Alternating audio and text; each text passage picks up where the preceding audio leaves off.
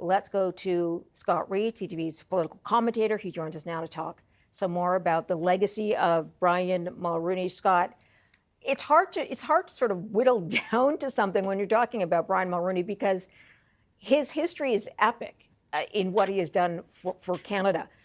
What would you say, in your mind, he would be most remembered for? Well, I'm a political guy, so I'll tell you what I remember about Brian Mulroney above all else. He was the purest, most forceful, raw political animal I ever met. Like, his pure, raw political skill was unmatched. And I've seen all of them. I've seen Pierre Trudeau, I've seen Jean Chrétien, Paul Martin, John Turner. I've seen a lot of the titans of the 20th and 21st century. And Mulroney at a table in his element, persuading people of his point of view, was something that no one else could stand next to. So it's the raw, pure political skill of the guy that, as a person who always loved politics, loved the game and the sport of politics, I can tell you that's what I remember most. And that's what a lot of my friends involved in politics for the last 10, 15, 20, 30, 40 years will remember about Brian Mulroney. Okay. From the standpoint of what he achieved for the country, it's a pretty startling structural contribution he made. Between just the GST and free trade, probably there is no tenure that more radically reshaped the face of Canada than Brian Mulroney, certainly in the post-war era. I mean, it's that, him and Mike Pearson, it is that significant because it reconstituted our economic relationship with our most important trading partner, who also happens to be the most important economy in the world.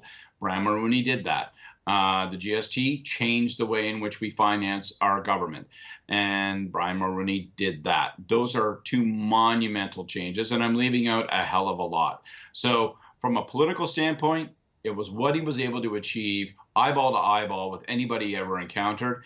And from a government standpoint, it was those massive structural economic changes and shifts that he led the country through. When you talk about what he was like as a politician, I also want to point out that politics was very different in his time. It has changed a lot. It is a completely different animal now, I think, than it used to be. I think there was more cooperation then.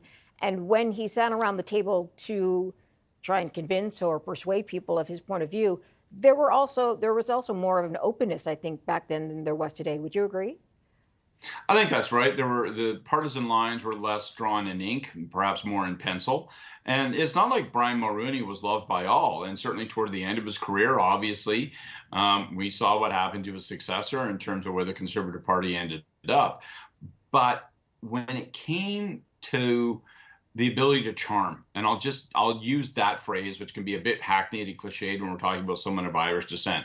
But I don't know that I've ever met anybody that had the capacity to charm more than Brian Mulroney. So that's what made him an unbelievably successful labor lawyer in private practice. That's what made him an unbelievable political animal and operator as he built up a network across the country. You talk about a change in times. You know how Brian Mulroney built his network? It was on long-distance telephone calls in the 60s and 1970s, calling a network of people, an expanding network of people in every single province. Hey, it's Brian. I'm calling. I wanted to see what you're doing. I understand it's your son's birthday. I understand it's your wife's anniversary. Fantastic. Hope you're doing well.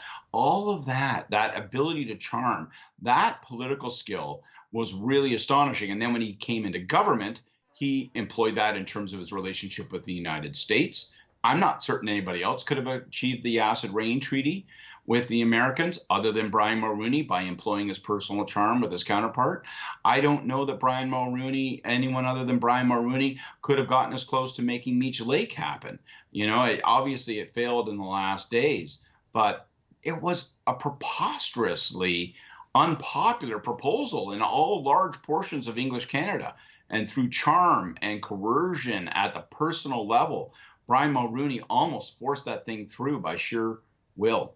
Tell me why you think after he left office and essentially left politics, he was still so called upon by different leaders, different members of parliament of different parties for advice, for knowledge, for guidance.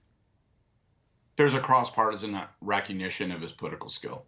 There was a cross-partisan recognition that this was a person who understood how to strategically approach a massive political challenge. So if you were in office and you saw such a thing coming, as almost everyone in office could see such things coming, you wanted to tap his brain. You wanted to tap his experience. And he would honey you over with that big Irish voice of his. Well, I'm going to tell you what I would do. And he was just magnificent. He was a tremendous person to rely upon for advice. And he was tremendously respected. I mean, I can remember him talking about John Turner and the respect that he had for John Turner after they went to head battle like titans in 1984 and 1988. And it's really, as you mentioned, it's a level of respect and courtesy that's unfortunately fled our politics these days.